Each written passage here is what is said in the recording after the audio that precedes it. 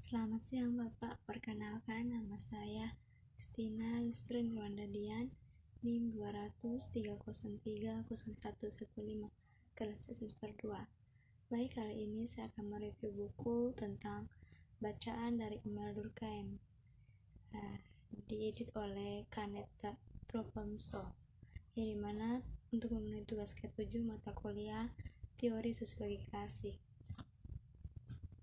Bagian pertama, sosiologi sifatnya dan program. Divisi sosiologi sosial individualmi pengetahuan. Sosiologi adalah ilmu yang bersatu, tetap saja ia mencangkup banyak pertanyaan dan akibatnya multiplicitas ilmu individu. Oleh karena itu, mari kita kaji ilmu-ilmu yang korpusnya adalah sosiologi. Comte membedakan dua bagian, statika sosial dan dinamika sosial. Statika mempelajari masyarakat dengan menganggapnya tetap pada titik tertentu dalam perkembangannya. Itu mencari hukum keseimbangan mereka. Setiap saat individu dan kelompok yang membentuk mereka bergabung satu sama lain melalui ikatan dari jenis tertentu yang menjamin koherensi sosial, dan berbagai wilayah dari satu peradaban memelihara hubungan yang pasti satu sama lain. Statika mencoba menentukan apa ikatan solidaritas dan hubungan.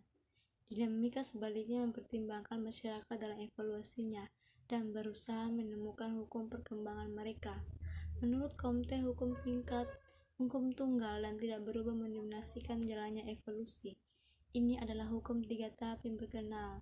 Satunya adalah objek dinamika sosial, yang dimana adalah menyelidiki hukum ini. Dengan demikian dipahami, sosiologi direduksi menjadi satu pertanyaan sedemikian rupa, sehingga setelah satu pertanyaan ini terpecahkan dan Comte yakin dia telah menemukan solusi, pasti sains dan akan lengkap.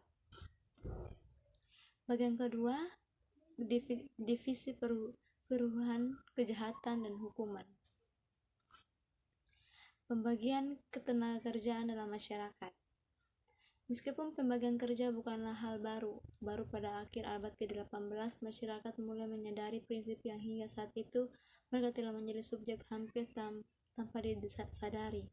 Yang pasti bahkan dari zaman kuno beberapa pemikir mengakui pentingnya, tetapi Adam Smith adalah orang pertama yang mencoba teori itu. Dialah yang menemukan istilah yang kemudian dipinjamkan ilmu sosial ke biologi. Fenomena ini yang begitu meluas hari ini sehingga segera terlihat oleh semua orang. Kita tidak lagi dapat memelihara ilusi tentang arah industri modern. Cenderung demikian mengembangkan mesin yang lebih kuat, konsentrasi kekuatan dan modal yang besar, dan karenanya pembagian kerja yang ekstrim. Adam Smith dan Stuart Mill masih berharap bahwa pertanian setidaknya akan menjadi pengecualian dari aturan tersebut, dan mereka melihatnya sebagai perlindungan terakhir dari kepemilikan skala kecil. Meskipun seseorang harus berhati-hati untuk tidak menggeneralisasi secara berlebihan dalam hal-hal seperti itu, namun tampaknya sulit untuk disangkal saat ini bahwa cabang-cabang utama industri pertanian semakin tertarik di dalam gerakan umum. Meskipun evolusi ini terjadi dengan cara yang tidak direncanakan dan spontan, para ekonomi yang memeriksa penyebabnya dan menganalisis hasilnya jauh dari mengutuk atau menentangnya, tetapi menganggapnya perlu. Mereka melihatnya sebagai cerminan hukum yang lebih tinggi dari masyarakat manusia dan sebagai persyaratan untuk kemajuan mereka. Tetapi pembagian kerja tidak hanya terjadi di dunia ekonomi, pengaruhnya berkembang dapat diamati berbagai sektor masyarakat yang sangat berbeda. Fungsi politik, administrasi, dan yudisial semakin terspesialisasi. Hal yang sama berlaku untuk fungsi arsitektur dalam ilmiah. Kita jauh dari masa ketika filsafat adalah satu-satunya ilmu. Ia telah terfragmentasi menjadi berbagai disiplin ilmu khusus yang masing-masing memiliki objek, metode, dan pemikiran sendiri. Dengan berhalunya zaman, orang-orang berhasil dalam sains menjadi semakin terspesialisasi. Bab 3. Metode sosiologi. Apa itu fakta sosial? Sebelum memutuskan metode mana yang paling cocok untuk mempelajari fakta sosial, perlu diketahui fakta mana yang disebut sosial. Pertanyaan semakin penting karena istilah ini digunakan tanpa banyak ketelitian. Ini biasanya digunakan untuk menggambarkan hampir semua fenomena yang terjadi dalam masyarakat. Meskipun Mereka mungkin memiliki sedikit kepentingan sosial umum, tapi atas dasar ini bisa dikatakan tidak ada peristiwa manusia yang tidak bisa disebut sosial. Setiap individu minum, tidur, makan, dan berpikir dan merupakan kepentingan masyarakat. Fungsi-fungsi ini dijalankan secara teratur. Jadi jika fakta-fakta ini adalah fakta sosial, sosiologi tidak akan memiliki pokok bahasannya sendiri. Dari bidangnya akan bingung dengan biologi dan psikologi, tetapi pada kenyataannya terdapat dalam setiap masyarakat kelompok fenomena tertentu yang dibedakan oleh ciri-ciri yang cukup terpisah dari yang dipelajari oleh ilmu alam lainnya. Aturan pengamatan fakta sosial. Aturan pertama dan fundamental adalah pertimbangan fakta sosial sebagai benda. Pada saat fenomena orde baru menjadi objek ilmu, mereka sudah terwakili dalam pikiran, tidak hanya melalui gambaran tertentu, tapi juga oleh semacam konsep yang terbentuk secara kasar. Sebelum dasar-dasar fisika dan kimia pertama diketahui, manusia sudah memiliki pemahaman tentang fenomena fisika dan kimia yang melampaui persepsi umum. Gagasan seperti itu misalnya dapat ditemukan bercampur dengan semua agama.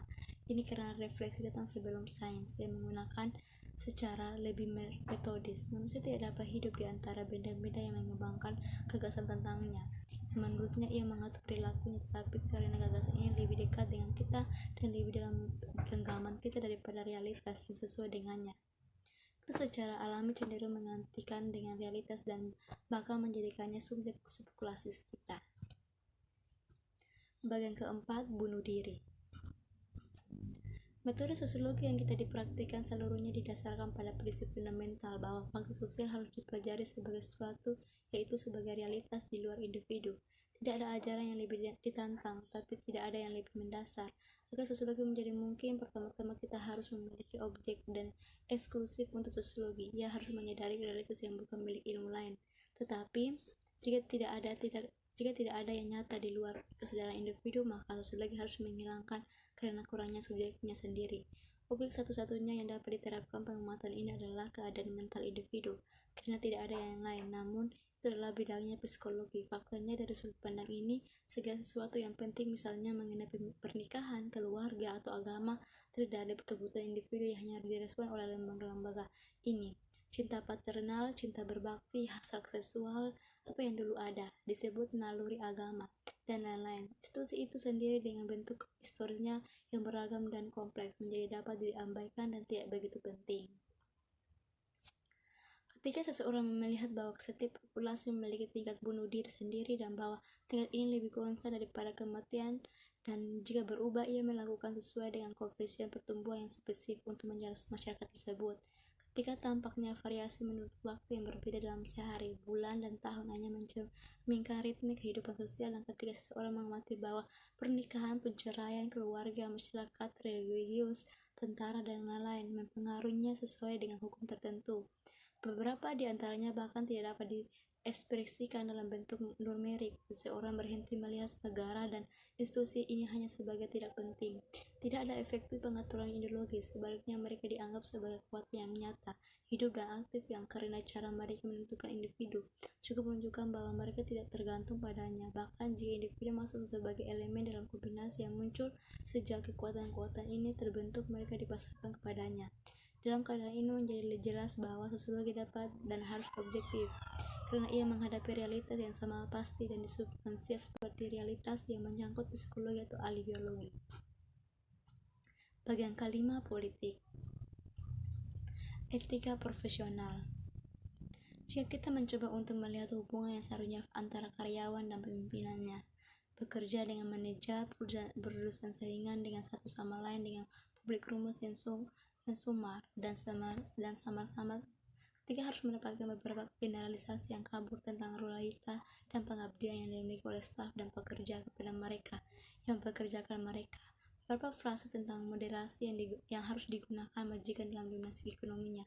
Beberapa celaan untuk persaingan terlalu terang-terangan tidak adil. Hanya itu yang ada dalam kesadaran moral dari berbagai profesi yang sedang kita diskusikan. Mereka tidak memiliki sanksi selain yang dimiliki opini publik tersebar, dan karena opini tersebut tidak dijaga dengan seringnya dan oleh kontak yang sering antara individu, dan karena itu dapat melakukan kontrol yang cukup atas tindakan individual itu kurang baik dalam seterusnya otoritas. Hasil adalah etika profesional sangat membebani kesadaran reduksi menjadi sesuatu yang sangat kecil sehingga mungkin juga tidak dapat Demikian terdapat hari berbagai macam kegiatan kolektif di luar lingkup moral dan yang hampir seluruhnya dihapus oleh efek moderasi kewajiban. Teori berpendapat bahwa kehidupan ekonomi diperlengkapi untuk mengatur dirinya sendiri dan berfungsi secara tertib dan harmonis, tanpa campur tangan otoritas moral. Ini bagaimanapun tergantung pada perubahan radikal dalam hukum aprioritif, sehingga hal-hal tidak lagi menjadi kepemilikan eksklusif individu atau keluarga dan sebaliknya dipindahkan ke tangan masyarakat. Setelah ini dilakukan, negara tidak akan melakukan lebih dari penyimpanan statistika akurat dari kenyataan yang dihasilkan selama periode tertentu dan mendistribusikan kekayaan ini di antara anggota asosiasi sesuai dengan formula yang disepakati. Sekarang kedua teori ini tidak lebih dari mengangkat kesadaran de facto yang tidak sehat ke tingkat keadaan de jure. Memang benar bahwa kehidupan ekonomi memiliki karakter ini pada hari ini, tetapi tidak mungkin untuk mempertahankannya, bahkan dengan harga dari perubahan menyeluruh dalam struktur perspektif. Fungsi sosial tidak mungkin ada tanpa disiplin moral. Jika tidak ada yang tersisa kecuali selera individu, dan karena mereka pada dasarnya tidak terbatas dan tidak terpuaskan. Jika tidak ada yang bisa mengendalikan mereka, mereka tidak akan bisa mengendalikan diri. Selama 2 abad, kehidupan ekonomi telah berkembang besar yang tidak pernah mereka ketahui sebelumnya. Dari fungsi sekunder dibenci dan dibiarkan ke kelas inferior, ia diturunkan ke salah satu peringkat pertama. Kami melihat fungsi militer, pemerintah, dan agama semakin mundur dalam menghadapinya. Fungsi ilmiah sendiri berada dalam posisi untuk memperdebatkan kelandasannya, dan bahkan sains sampai memiliki prestise di masa saat ini.